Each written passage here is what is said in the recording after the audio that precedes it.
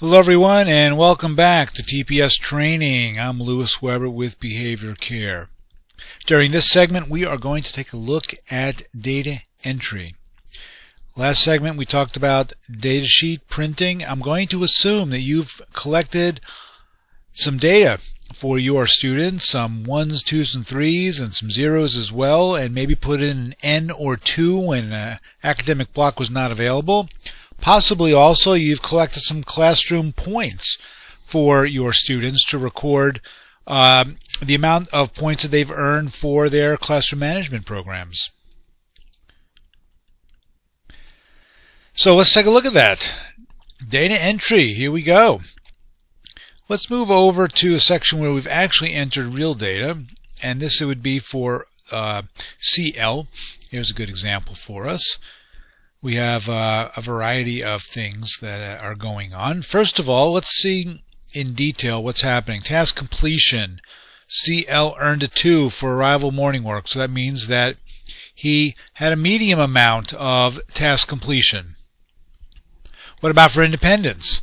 Not as much. He earned a 1 for independence. Of course, these two columns right here are not being used, so I've X'd them out, as well as these columns over here, and the numbers are entered according to that same kind of logic. How much occurred? Well, task completion seems to be going along too. How about functional academics? He earned a 3, but his amount of independence was still low, so he earned a 1 there. Pretty good morning, nothing going on, actually a pretty good day. Active board was not available, and so the teacher entered an N because didn't do active board that day. I don't know why, but the data show that it was not available, so there's no reason to collect data. Now, if we didn't put an N there, I'm going to take that N out. I'm just going to delete it. The percentage drops off because it's considered as a 0. So if it is a 0, we leave it as a blank to denote that it was 0. But if it was 0 because the student didn't have an opportunity, then we put an N, and that says no chance or no opportunity. And that makes that percentage bump up to 75 because we're not using that cell to calculate the percentage. And so what you do is simply transfer your information from your data sheet, which looks very similar, to the data sheet over here. Now, if a classroom points project was being used, then you would enter those data points in as well. Now you'll also note that we have, for illustration purposes, entered a WTG 10 and an infraction 4. That means that on that day he earned 10% on a weekly basis. Okay, so when we go to the weekly summary for CL, that 10% is going to show up right there. It's not going to be averaged out. It's just going to show up. And if we added, let's say, a WTG 2 on top of that, now when we go to look at the W sum, it's 12%. So these percentages can make huge swings at the end of the week. Now, for this particular student, these percentages were not there, so I'm just going to take them out. Now, we have this blue area that we haven't talked about. The blue area is where you're going to enter phase changes. And to do that, you're going to type the word phase change. That's all you have to do, and it doesn't matter if it's caps or not. What would be a phase change, or what is a phase change? A phase change is a significant procedural change, something really, really important. Now, it doesn't have to be a change in the intervention necessarily. It could be, and you do not need to put the colon there. That's just something I like to do. Maybe new meds, or maybe death in the family, whatever it is. But if you put the words phase change, it's going to add a vertical line to the daily graphs. And there are several graphs like D2 and D3 and E1 and G1 and J1. Those all are daily graphs. It will make a vertical line and it will list the phase change. So normally we would not just say phase change, we would say phase change, new thing is happening, whatever that is. Let's say new procedure. Okay? And that would be it. And that's all you have to do. Now you'll note that, I'm just going to click that up a little bit so we can see it all.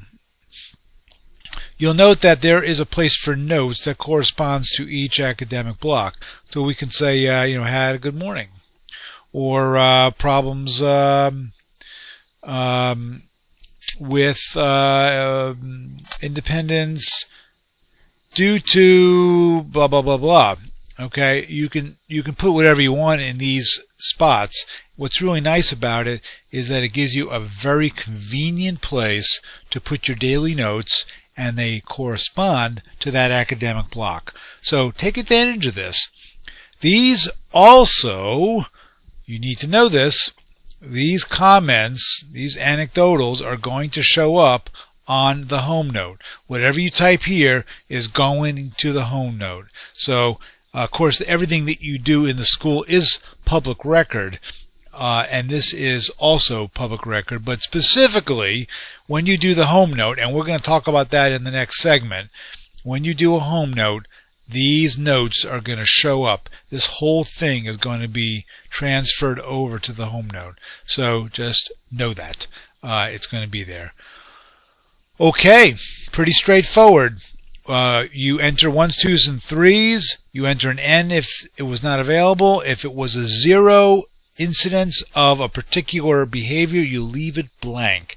And the reason why is it saves you the trouble of having to enter all of those zeros, particularly as a student does better. Now that was entering data for CL, but what about for other students that you might have? So what I'm going to do is I'm just going to move over to the right, and you can see here's JB, and here's RB, and Pete Moss, and Gail, and 24 other students if there were 20, or not 24 others, but a total of 24 students if you had that many, which I know you don't. Why did I pick 24? Because I knew that there weren't going to be any classrooms more than 24 due to legislation, so I picked 24 as the maximum. Most of the time, most of the classrooms I've been in are going to be anywhere from about 5 to 8 or 10. Now, some behavior specialists like to enter all of their high visibility clients or students into TPS, so they might fill up all 24, and if that's the case that they need more, then they just start up another version of it, another TPS. They just go with save as and start it up again and put a bunch of new students' names in that. Okay, a little bit more detail I think than you really needed for that, but that's how we go about entering data for each student. We just cursor over and start entering data. Now, how long does it take? About a minute per student. That's not too much, right? A minute per student to enter really great data and to have the opportunity to print amazing graphs and home notes that we'll talk about at the next segment.